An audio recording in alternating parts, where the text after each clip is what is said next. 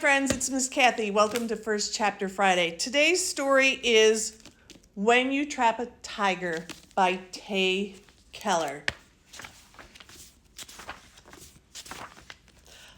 I can turn invisible. It's a superpower, or at least a secret power. But it's not like in the movies, and I'm not a superhero, so don't start thinking that. Heroes are the stars who save the day. I just disappear. See, I didn't know at first that I had this magic. I just knew that teachers forgot my name and kids didn't ask me to play. And one time, at the end of 4th grade, a boy in my class frowned at me and said, "Where did you come from? I don't think I've seen you before." I used to hate being invisible, but now I understand. It's because I'm magic. My older sister, Sam, says it's not a real super secret power. It's just called being shy. But Sam can be rude. And the truth is, my power can come in handy, like when Mom and Sam fight, like right now. I wrap myself in invisibility and rest my forehead against the back seat window, watching raindrops slide down the side of our old station wagon. "You should stop the car," Sam says to Mom. Except Sam actually says this to her phone because she doesn't look up. She's sitting in the passenger seat with her feet slammed against the glove compartment, knees smashed into her chest, her whole body curled around her glowing screen. Mom sighs. "Oh, please, we don't need to stop. It's just a little rain." But she ticks the windshield wipers up a notch and taps the brakes until we're going slug slow. The rain started as soon as we entered Washington State, and it only gets worse as our car inches past the hand-painted "Welcome to Sunbeam" sign. Welcome to Halmoni's town, a town of nonstop rain, its name like an inside joke. Sam smacks her black painted lips. "Okay, that's all. Just one letter." She taps her screen, sending bubbles of words and emojis to all her friends back home. I wonder what she's saying in those messages. Sometimes when I let myself, I imagine she's writing me. "Sam, can you at least try to have a good attitude about this?"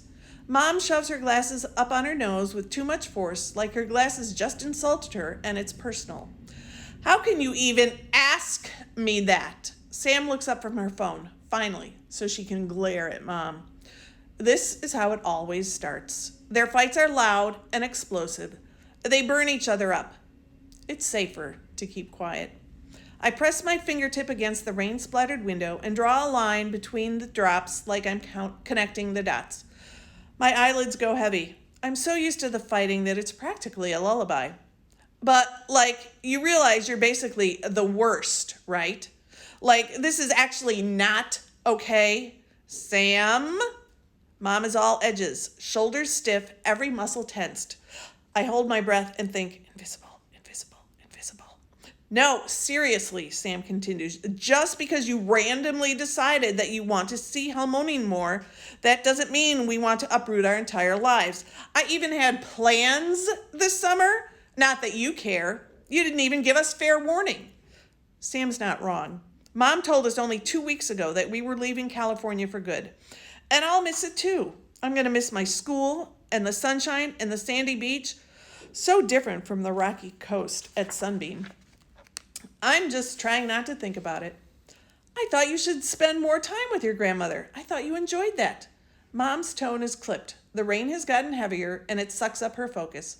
Her fingers white-knuckle the steering wheel. None of us like the idea of driving in this weather, not after Dad died. I concentrate on the steering wheel and squint a little, sending safety vibes with my mind, like Halmoni taught me. "Way to deflect," Sam says, tugging at the single streak of white in her black hair. She's still angry, but deflated a little. "I do enjoy spending time with Halmoni, just not here. I don't want to be here. Halmoni's always visited us in California. We haven't been in Sunbeam since I was 7. I gaze out the windshield. The landscape that slips by is peaceful. Gray stone houses, green grass, gray restaurants, green forest. The colors of Sunbeam blur together. Gray, green, and then orange-black. I sit up, trying to make sense of the new colors. There's a creature lying on the road ahead. It's a giant cat with its head resting in its paws. No, not just a giant cat. A tiger. The tiger lifts its head as we approach. It must have escaped from a circus or a zoo or something. And it must be hurt. Why else would it be lying out here in the rain? An instinctive kind of fear twists my stomach, making me carsick. But it doesn't matter. If an animal's hurt, we have to do something. Mom, I interrupt their fight, scooting forward. I think, there's... Now a little closer, the tiger doesn't look hurt. It yawns, revealing sharp, 2 white teeth. And then it stands, 1 claw, 1 paw, 1 leg at a time. Girls, Mom says, voice tense, tired. Her annoyance with Sam rarely bleeds onto me, but after driving for 8 hours, Mom can't contain it. Both of you, please, I need to focus on driving for a moment. I bite the inside of my cheek. This doesn't make sense. Mom must notice the giant cat, but maybe she's too distracted by Sam. Mom, I murmur, waiting for her to hit the brakes. She doesn't. Sometimes the problem with my invisibility is it takes a little while to wear off. It takes a little while for people to see me and hear me and listen. Listen, this isn't like any tiger I've seen in a zoo. It's huge, as big as our car. The orange in its coat glows, and the black is as dark as a moonlit night. This tiger belongs in one of Helmoni's stories. Want to find out what happens next? Keep reading When You Trap a Tiger by Tay Keller.